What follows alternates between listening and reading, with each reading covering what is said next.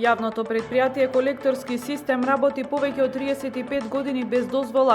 Инфраструктура незапишана во катастар, блокирана сметка и долгови, посочуваат во извештајот од Државниот завод за ревизија.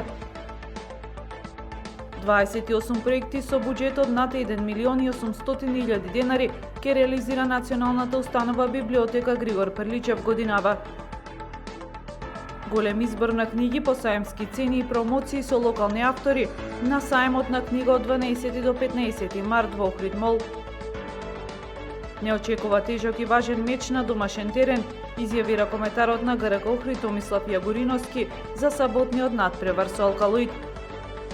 Времето утре сончево со мала облачност, температура во интервал од 0 до 14 степени. Следевте една минута вести на Охрид Ньюс.